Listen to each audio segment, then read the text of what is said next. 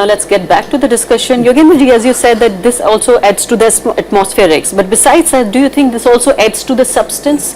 Do you think this actually contributes any way, in any manner, to the kind of concrete results we are expecting? Well, that is little difficult to say. I mean, in that sense, there is no direct correlation. I would only say certainly that it certainly shows a level of confidence that the visit will not be a flop. Let's put it like but that. my colleague Akhilesh Suman was also saying that this is some sort of a reflection of the kind of dialogue which is taking place, which has taken place in London between the officials of India and United States, that must have gone into, ended on a positive note, and thereby, Prime Minister Modi decided to go to the airport to receive President Obama. Do you think any sort of correlation? Mixed sort of reports in the papers. There are some indications that that there is a level of optimism, but at the same time the caution is very strong. And if, let us say, there was a breakthrough, maybe by now something might have come out in some form or the other. And I remember, in fact, the US ambassador here, when he addressed, gave a press conference, I think recently, where he said that this is actually a summit-led priority, resolving the issues in civil nuclear cooperation. So I would actually say that, and the sense actually got was that perhaps that's something which might require, let's say, the intervention at the summit level, that the two leaders might actually have to intervene on behalf of their respective sides to break the logjam. So I think it's a little early to say that, but one thing you can say, the atmospherics, I mean, in a way, atmospheric reflects the overall state of relationship, which is definitely getting better and getting stronger. And there's no doubt in, I think, anybody's mind that the relationship will get stronger. Of course, both sides have their own agendas, they have their own subjects to discuss, and there's considerable ground to cover, in terms of meeting of minds, and some issues will never get resolved in the sense that, India is a developing country, US is a developed country, so that's one major difference straight away. We'll come back to the nitty-gritties of issues, but Anand Sahai ji, I mean, one more important thing, why it is actually all the more important for President Obama to go to Rajghat, go to the memorial of Mahatma Gandhi, because he says that he is one of the inspirations for his life. Yes, and not just in India. Not just in India, even on international platforms he's been seen quoting Mahatma Gandhi. No, that's quite true. I mean, Obama may have prosecuted 2 wars and got there while getting the Nobel Peace Prize. That's all very well, but I think his intellectual, ideological makeup is that of being attracted towards things of the sky, towards Gandhi and Martin Luther. Actually, people like that. An admirer of Mahatma Gandhi, there's no doubt. I remember hearing, I think, one of his speeches where, in response to a question, he said, who would you like to have dinner with? He said, Mahatma Gandhi. Without knowing what Mahatma Gandhi actually ate. But the fact of the matter is that he is so personally inspired by him. He said that he ate very little. So exactly. I would be hungry but that I like to have him as my dinner guest, So, it shows the admiration for somebody like him. So Obama, being the head of the world's most preeminent power, the question of fighting wars here and there, and those are some things over which a particular president need not have the last word really on that score. But I think Mr. Obama is also a very reflective individual, intellectually inclined individual. He's an out-and-out politician, there's no question about that, but he's not the run-of-the-mill politician. We have to understand that. Yogendra ji, आप बात कर रहे थे भारत अमेरिकी संबंधों की और क्या संभावित समझौते हो सकते हैं। मैं देख रहा हूं कि वॉशिंगटन में कुछ इस तरह के सिग्नल दिए गए हैं कि जो ये डिफेंस डील की तरफ ज़्यादा पेशकदमी हो, और ख़ास करके जो डिफेंस प्रोडक्शन है उस फील्ड में शायद कुछ समझौते हों। और इसके अलावा क्लाइमेट चेंज, जलवायु परिवर्तन एक बड़ा मुद्दा है भारत अमेरिकी संबंधों के बीच में। क्या इसमें कुछ पेशरफ्त हो पाएगी, कुछ बात कर पाएगी? देखिए, जहाँ तक डिफेंस कोऑपरेशन का सवाल है, उसमें तो ज़रूर ही, इसमें कोई शक नहीं है कि ये जो हमारे जो रिलेशंस हैं उसका एक बहुत ही इम्पोर्टेंट जो उसका डायमेंशन है। और इसमें ऑफ कोर्स एक हमारी समस्या ये भी है कि हमारा जो इंडस्ट्रियल बेस जो है वो इतना अभी एक्सटेंसिव, इतना मजबूत नहीं है कि लार्ज स्केल डिफेंस प्रोडक्शन जो है हम लोग कर पाएँ, जैसे कि वेदर टैंक्स हैं या इस प्रकार की चीज़ें, हवाई जहाज़ वगैरह है। सो मतलब ये कि इसमें टेक्नोलॉजी ट्रांसफ़र की बात चल रही है, सबसे बड़ी बात यह है। तो फिलहाल तो इसमें जिसमें चीज़ में हमारी दिलचस्पी है उसमें दो ही फिलहाल सुनने में आई हैं। एक तो यूएवी है और एक वो C-130 हरक्यूलिस जो है उसको सर्वेलेंस मोड में, आई गेस उसके ऊपर जो है जो डोम वगैरह लगाते हैं उससे सर्वेलेंस करने के लिए, तो उसमें उसकी बात चल रही है। लेकिन उन्होंने लिस्ट दी है, शायद हमारी लिस्ट थोड़ा डिफरेंट है उससे, तो इस पे अभी बातचीत मेरे ख्याल से अभी Because we चलेगी। will keep discussing about the issues, but there are also reports that Prime Minister Modi will not be accompanying Obama's to Rajghat like the way he actually accompanied the Chinese President Xi Jinping to Gandhi Memorial at Sabarmati Ashram. So there are also reports that he might change his plans at the last moment. But let's look at the pictures if they suggest anything. Whether Prime Minister Modi will be accompanying him. Well, Ahmedabad will be different to a much smaller frame. It could be logistics issue also because the motorcade of the president is Yeah. being formed in one way. So either the prime minister would need to be like at the airport was easy, where the prime minister like to be before he arrives there. Otherwise, he'll have to travel in his car, or in some way, to actually form a cavalcade in such a way so that these are issues which actually cause logistics issues and security and those kind of और things. आनंद साहब, don't you think that he is going to reciprocate what President Obama did in Washington when he took him to Martin Luther King Memorial? Well, I don't know whether he will do that. I don't even know whether he should. I don't think this is an important question really, The first time Modi was visiting... वहाँ पे बात दूसरी थी इस sense में कि वो तो गेस्ट थे मोदी जी। अब यहाँ पे उनकी गाड़ी है, अमेरिकी राष्ट्रपति की गाड़ी है, तो उसमें जो है चलना थोड़ा अपने ही देश में थोड़ा सा ऐसी बातें हो सकती है। मुझे पता नहीं, कोई डिस्कशन तो मैंने उसमें नहीं, कोई अंदाजा नहीं मुझको। आपका सवाल लेकिन अच्छा है, आपका सवाल अच्छा है। इसका जवाब जो है there need not be a चलिए fixed कुछ ही देर right चल answer जाएगा to क्योंकि that. काफिला राजघाट पहुंचने ही वाला है जी। और अगले आधे पौने घंटे मुझे लगता है कि राष्ट्रपति ओबामा राजघाट में रहेंगे। वहाँ वो कोई पौधा भी लगाने वाले हैं, ऐसी खबरें हैं। जी हाँ, लगाते हैं। तो इस वक्त आप अपने टीवी स्क्रीन पर देख सकते हैं राजघाट की ताज़ा तस्वीरें, जहां अमेरिकी राष्ट्रपति बराक ओबामा पहुंचने वाले हैं राष्ट्रपिता महात्मा गांधी को अपनी श्रद्धांजलि देने, अपने श्रद्धा सुमन अर्पित करने। और देखना ये भी होगा कि इस मौके पर वहाँ राजघाट पर वो कुछ कहते हैं राष्ट्रपिता के बारे में या उनकी विचारधारा के बारे में, ये भी काफ़ी महत्वपूर्ण होगा। खबर यह है कि राष्ट्रपति बराक ओबामा राजघाट पर पीपल का एक छोटा सा पौधा वहां लगाएंगे, रोपित करेंगे जमीन में। ये एक परंपरा भी है कि जो कोई राष्ट्राध्यक्ष, राष्ट्र प्रमुख राजघाट आता है वो वहां कोई न कोई वृक्ष या छोटा पौधा लगाने की परंपरा का निर्वहन करता है। राजघाट पर राष्ट्रपति बराक ओबामा का इंतजार हो रहा है। काफ़ी चौकस सुरक्षा व्यवस्था की गई है और जब तक राष्ट्रपति बराक ओबामा राजघाट पहुंचते हैं हम अपनी चर्चा जारी रखते हैं। योगेन जी, इस दौरे के दौरान जो कि कुछ थोड़ा सा संक्षिप्त हो गया है क्योंकि राष्ट्रपति बराक ओबामा को सऊदी अरब जाना है 27 तारीख को, ताजमहल वो नहीं देख पाएंगे। पिछली बार भी उनकी ख्वाहिश थी, वो नहीं जा पाए थे और तब वो दिल्ली के हुमायूं मकबरे गए थे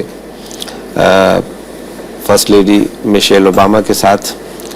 तो ये जो कटौती हो रही है एक तरह से उनके दौरे में, क्या जो समझौते होने हैं, जो शायद जॉइंट स्टेटमेंट भी आने वाला है, उस पर किसी तरह का कोई असर पड़ेगा?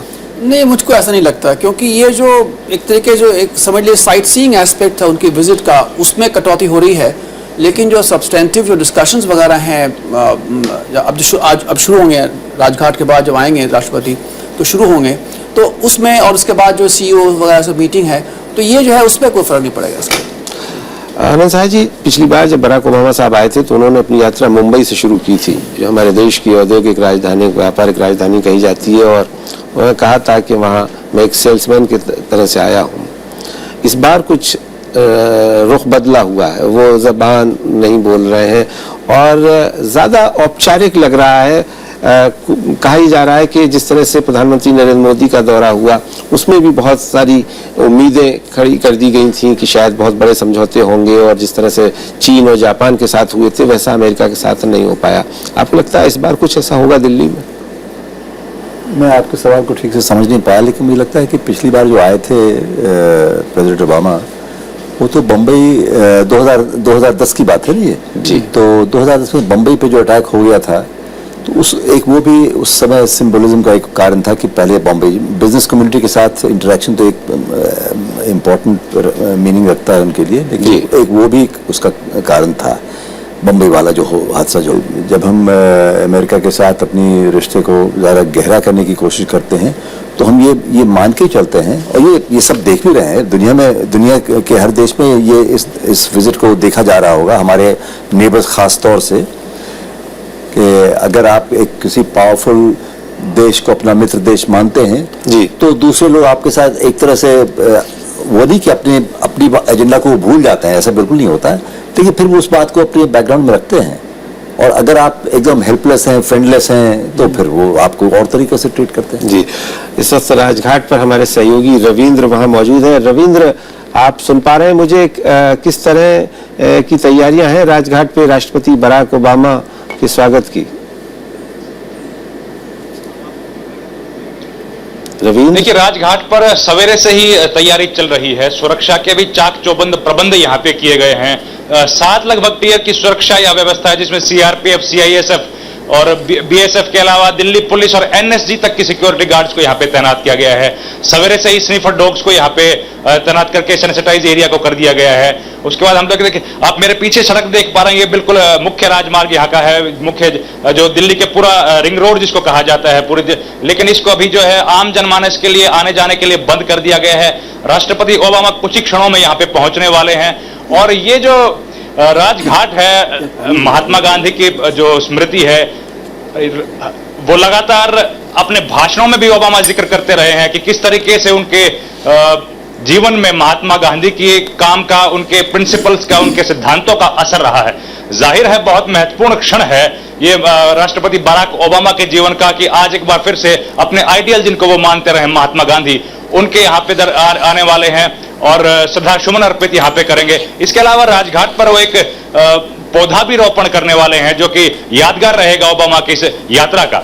जी, यहां से निकल के जो है आधिकारिक तौर पर जो ओबामा की यात्रा है वो शुरू हो जाएगी, जिसमें वो प्रधानमंत्री नरेंद्र मोदी से मिलेंगे 1 बजे में, और उसके बाद एक डेलीगेशन लेवल के डिस्कशन यहां पे होगी हैदराबाद हाउस में, जिसके बाद जो है प्रेस को, मीडिया को इंटरेक्ट किया जाएगा दोनों राष्ट्रीय अध्यक्षों के द्वारा। प्रधानमंत्री नरेंद्र मोदी और राष्ट्रपति बराक ओबामा जो है वो प्रेस को इंटरेक्ट करेंगे, मीडिया के साथ बातचीत करेंगे, जिसमें ये जो विजिट है इसके बारे में जानकारी दी जाएगी, कितना महत्वपूर्ण ये विजिट रहा। और उसके बारे में हम हैदराबाद हाउस चलेंगे, जहां हमारे साथी श्याम सुंदर मौजूद है। श्याम सुंदर, हैदराबाद हाउस में किस तरह की तैयारी है, और क्या प्रधानमंत्री वहां पहुंच गए हैं या पहुंचने वाले हैं? जी देखिए, जहाँ तक तैयारियों का सवाल है, तैयारियां पूरी हो चुकी हैं। यहाँ तक कि मीडिया के जो कैमरा पर्सन्स हैं या जो और पत्रकार हैं जिनको कवर करना है, उनको पहले ही भेज दिया गया है, और प्रधानमंत्री किसी भी वक्त हैदराबाद हाउस पहुंचेंगे, इस तरह की जानकारी मिल रही है, जिस तरह का मूवमेंट यहाँ पर नजर आ रहा है। और इसके बाद माना जा रहा है कि 1 बजे औपचारिक तौर पर मीडिया के सामने दोनों नेताओं की एक बार फिर से मुलाकात होगी, और उसके बाद लंच ऑन मीटिंग शुरू होगी। और कुर्बान साहब, जैसे कि हम जानते हैं कि दोनों ही जो राष्ट्रीय अध्यक्ष हैं उनके सामने एक बड़ी चुनौती है, जो कॉमन चुनौती कही जा सकती है, वो है जॉब क्रिएशन की। एक तरफ नरेंद्र मोदी हैं जिन्होंने मेक इन इंडिया का नारा दिया है, जो उनका एक सपना है, जिसके द्वारा वो हिंदुस्तान में मैन्युफैक्चरिंग सेक्टर को बढ़ावा देना चाहते हैं, इंडस्ट्री को बढ़ावा देना चाहते हैं और जॉब क्रिएट करना चाहते हैं। दूसरी तरफ बराक ओबामा है, जहां अमेरिका में उनके सामने भी जॉब क्रिएशन का चैलेंज है, वो किस तरह से ज्यादा जॉब क्रिएट कर सकते हैं। और ये ये एक देखने वाली बात होगी कि जब बैठकें शुरू होंगी तो दोनों तरफ से, एक तरफ बराक ओबामा जो अमेरिकी कंपनीज हैं उनका जो डेलीगेशन है उनके लिए क्या हासिल कर पाते हैं, दूसरी तरफ नरेंद्र मोदी होंगे और भारत सरकार का डेलीगेशन होगा जिनकी कोशिश होगी कि मेक इन इंडिया कैंपेन जो शुरू किया है नरेंद्र मोदी ने अंतर्राष्ट्रीय स्तर पर, उसके उस नजरिए से भारत क्या हासिल कर सकता है। जी श्याम, आपने बात की कि कई महत्वपूर्ण विषयों पर बात होने वाली है, तो ये जो 1 बजे मीडिया के साथ इंटरेक्शन होगा, ये इसमें किसी तरह का कोई ऐलान, कोई समझौता की घोषणा की जा सकती है, या लंचन मीटिंग के बाद जब प्रतिनिधिमंडल स्तर की बातचीत होगी और राष्ट्र प्रमुख नरेंद्र मोदी और राष्ट्राध्यक्ष बराक ओबामा आपस में मिलेंगे? देखिए, जहां 1 बजे का जो कार्यक्रम है उस वक्त जो औपचारिक तौर पर हाथ मिलाते हैं दोनों राष्ट्रीय अध्यक्ष और उसके बाद बैठक शुरू होती है। 3 बजे मीडिया के साथ इंटरेक्शन होगा और जाहिर है उसमें डेलीगेशन लेवल की जो टॉक्स होंगी उससे किस तरह की उपलब्धियां हुई हैं, चाहे वो जो कई सारे ऐसे इश्यूज हैं जिनके ऊपर ये माना जा रहा है कि प्रगति हो सकती है, उनके बारे में जानकारी दी जा सकती है, और कई ऐसे इश्यूज हैं जिन पर किसी दुविधा अभी भारत को या अमेरिका दोनों के बीच में है, उन पर शायद सहमति ना भी बने, तो कितने कदम आगे दोनों देश चले हैं इस बातचीत में, इसकी जानकारी दी जा सकती है। मोटे तौर पर जो जानकारी आ रही है, एक तो न्यूक्लियर लायबिलिटी लॉ जो है भारत में उसको काफी सख्त मान रही हैं अमेरिकन कंपनीज, और इसीलिए जो इक्विपमेंट सप्लाई करने हैं, जो परमाणु संयंत्र सप्लाई करने हैं, वो अमेरिका अभी नहीं कर पा रहा, और एक बड़ा मुद्दा है अमेरिकन कंपनीज के लिए। तो उस पर भारत की तरफ से किस तरह का आश्वासन मिलता है, जो ट्रैकिंग की का जो मसला है उस पर अमेरिका की तरफ से किस तरह का आश्वासन भारत को मिलता है, ये इस पर जानकारी मिल सकती है। और उसके अलावा जो डिफेंस डील जो 2005 में हुई थी, जिसके तहत करीब करीब $10 बिलियन के हथियार भारत को सप्लाई किए थे अमेरिका ने, उसको और 10 साल के लिए बढ़ाने की बात है, वो अमेरिका उम्मीद कर रहा है, और उसमें भारत को ये उम्मीद हो सकती है कि जो डिफेंस प्रोडक्शन है उसका कुछ हिस्सा भारत में हो, जिससे कि जो मेक इन इंडिया का जो नारा या जो कैंपेन उन्होंने इंटरनेशनल लेवल पर। श्याम सुंदर, हम आपसे बात करेंगे, आप बने रहिए हमारे साथ। इस वक्त ये ताजा तस्वीरें राजघाट की, जहां अमेरिकी राष्ट्रपति बराक ओबामा राष्ट्रपिता महात्मा गांधी को श्रद्धांजलि देने उनकी समाधि पर पहुंच चुके हैं। काफी तेजी के साथ राष्ट्रपिता महात्मा गांधी की समाधि की ओर बढ़ते हुए अमेरिकी राष्ट्रपति, और साथ ही उनके साथ में जो लोग हैं, खास करके ये अमेरिकी मीडिया है जिसे व्हाइट हाउस मीडिया कहा जाता है आमतौर पर, वो भी उनके साथ है। और राष्ट्रपति बराक ओबामा इस वक्त राजघाट पहुंच चुके हैं। ये ताज़ा तस्वीरें। While you're showing these pictures, may I ask you a question, Yogendra ji? This visit, is it merely in terms of improving relations with America, or do you think it also it's meant to signal the global community about how India is retooling its relationship with its important partners? I think that is very clear, because America is, as I said, the hyperpower in the world, and whichever country the US is engaging with, that is something which is a matter of global attention. And certainly because of the fact that we have complex relationship, especially with Pakistan and also with China and maybe with some other countries, so they'll be watching very carefully as to how this visit progresses and what is the concrete outcome of this visit. And I have no doubt that they'll be looking for the signals, because like when Modi-Obama joint communique came out, it was a clear signal to both. So I mean, that's the kind of thing they're looking at. It's not a signal only to China and Pakistan, but also to Japan, to Australia, to absolutely to others, and to Russia. Anand, the problems that have dogged Indo-US relationships, they remain the same. Okay, whether it is bilateral trade, economic reform, military issues, nuclear deal. Yet something has changed. What is it that Modi brings to the table?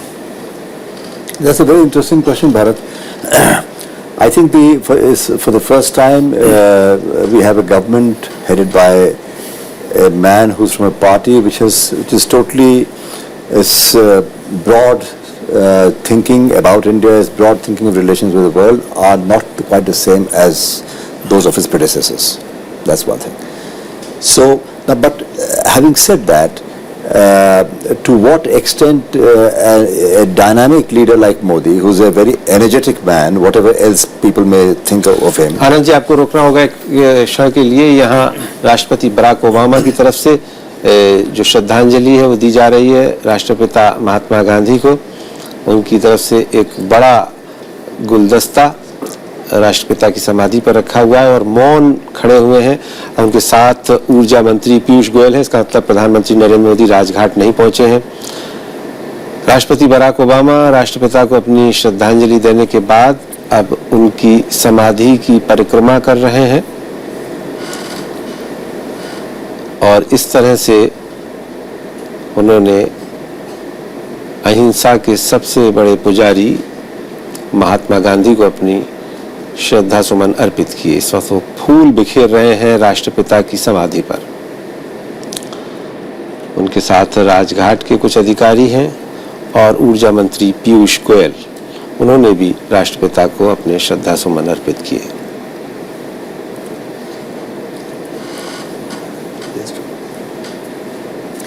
Anand, go on. That's very interesting dimension of the whole thing you brought out, Bharat. I think Mr. Modi, perhaps more than any other Prime Minister in the past, would like to take a decisive turn, towards India's relations with the US, to the extent of being known as America's, strategic partner, ally. I mean, when he was in the States also, he said it was a global strategic partnership. Let me interrupt you there. We've just been told that there was Prime Minister didn't have a program of going to Rajghat. So it's not as if he had a program and he didn't turn up there. That's quite right. Yeah. That's quite right. That's how you have the minister in waiting there. Yeah, taking the discussion further. Yes. Don't you think the great advantage that Modi has, not only of ideological cohesion within his party, but the fact that after a long time you have a brute majority in parliament, and that he can pursue a foreign policy without looking over his shoulder as previous governments had to do. So there is no brake being put by the left or by anybody else. Well, that's quite right, but that's I do think that's the point to emphasize here, because I mean what you say is factually correct, but that applies to all areas of governance, not just foreign policy. But here what I was trying to say was that for the first time a Prime Minister with a majority of his own has an ideological framework which is so much at divergence with those of his predecessors, and that takes in a complete great proximity with the US, enhancing India-US relations, qua India-US relations, regardless of anything else. I think that might be something in Mr. Modi's mind, although it is fair to say that the Prime Minister himself, even after his visit to America, has not actually expanded on his thinking about India's relations. We have some odd expressions, like he did say global strategic partnership, and that's the farthest we have gone so far. But I think he may have a wider view on that. Yogesh ji, अभी हम बात कर रहे थे और हमारे सहयोगी श्याम सुंदर ने भी हैदराबाद हाउस से बताया कि nuclear liability law, defence deal, ये खास मुद्दे हैं, दो प्रमुख मुद्दे जिनको हम कह सकते हैं, इन पर बात होनी है। किस तरह की उम्मीद आप कर रहे हैं इन दोनों विषयों पर? देखिए, न्यूक्लियर लायबिलिटी जो एक्ट है वो काफ़ी कॉम्प्लेक्स बन गया है। जो मेरा व्यक्तिगत विचार ये है कि हमारी डोमेस्टिक पॉलिटिक्स की वजह से वो इतना कॉम्प्लिकेटेड बन गया, इतना होने की आवश्यकता इसको नहीं थी।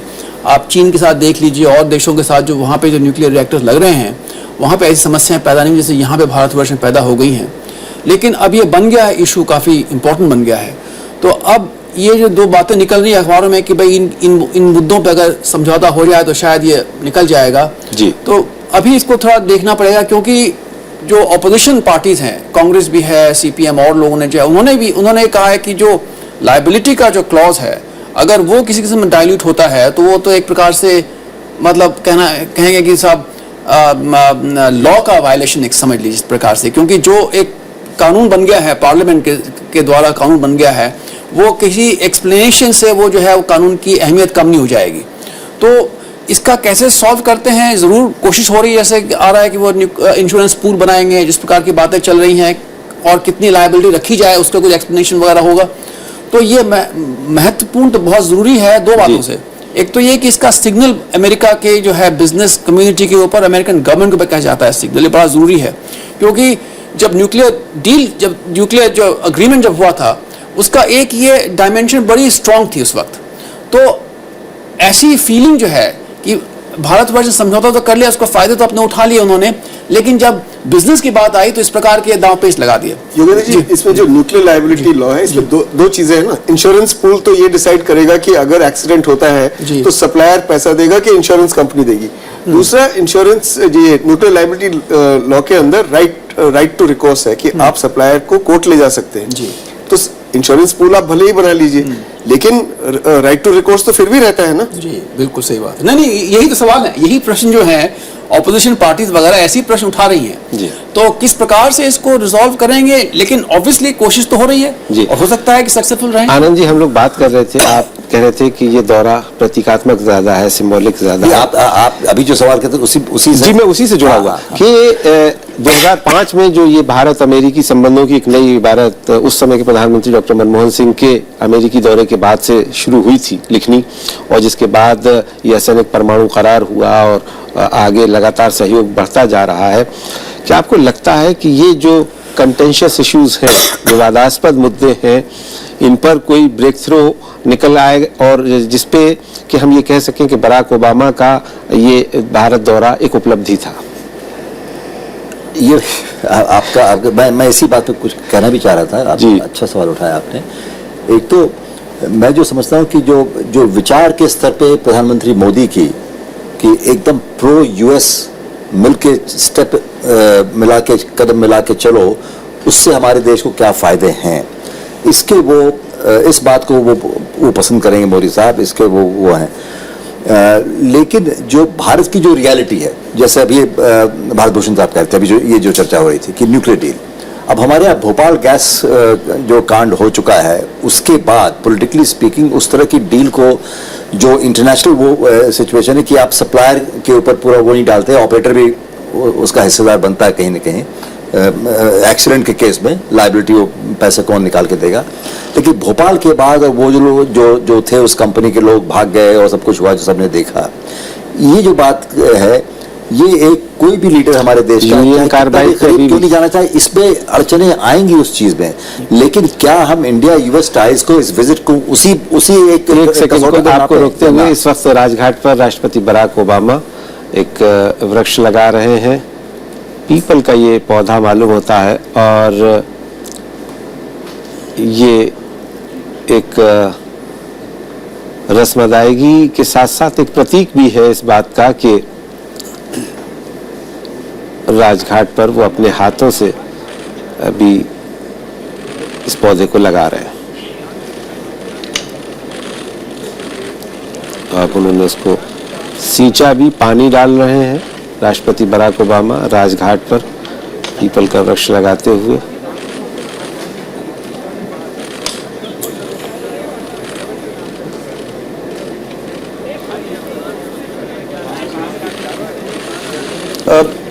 Anand, on the nuclear liability law, you're saying something. No, what I was saying was that does this visit stand or fall only on that one question? It's a very important question. I agree with you. It won't, you know. The fact that there has been an attempt on both sides to give it another turn, the relationship another turn, you know. Of course, there would be unrequited aspects always at the end of the visit, and perhaps this may be one. We don't know that. But it is a tricky question. It's a tricky question. Yogendra ji, you're talking about the US wanting the tracking rights. Now, tracking rights for nuclear material supplied by US companies to US supplied plants in India over the lifetime of that nuclear material. Now, how is it justified considering that India has agreed to IAEA safeguards? So, either you go through the multilateral route, which India has agreed, but you can't have the multilateral route plus the bilateral route. So, why this insistence? Is there a lack of trust there? I think that's an excellent question, because I think one, of course, the nature of the US government, that they actually always want to have their own kind of a their own track for all these things, apart from whatever multilateral obligation that another country may assume. But it is clearly a matter which is a matter of great contention, and quite possibly some solution would be found. Like even the hardest nut to crack actually was the nuclear deal, where India was not a signatory to the NPT, and yet a solution was found. So I think we still have to depend on the ingenuity of our negotiators and the strength of political will on both So sides. just as a halfway house was created for India within the NPT, maybe a halfway house will be created for the Nuclear Liability Act also. But Well, actually, I would say that the US companies seem to be quite eager already, because as you know, the Westinghouse and the other company, Hitachi, they actually already have a kind of a working contract with NPCL. Ji So बहुत बहुत we're going to धन्यवाद योगेंद्र जी और आनंद जी। आप यहाँ रुकेंगे हम एक छोटे से ब्रेक के लिए, लेकिन ब्रेक के बाद भी हमारी ये चर्चा जारी रहेगी। और आपको बताते चलें कि इस वक्त राष्ट्रपति बराक ओबामा राष्ट्रपिता महात्मा गांधी की समाधि पर अपनी श्रद्धांजलि देने के बाद हैदराबाद हाउस रवाना हो गए हैं, जहाँ प्रधानमंत्री नरेंद्र मोदी के साथ उनकी मुलाकात होगी। प्रधानमंत्री नरेंद्र मोदी उनके सम्मान में वहाँ दोपहर का भोज भी देने वाले हैं, और खबर है कि शायद मीडिया के साथ भी इंटरेक्शन करेंगे दोनों नेता। जल्द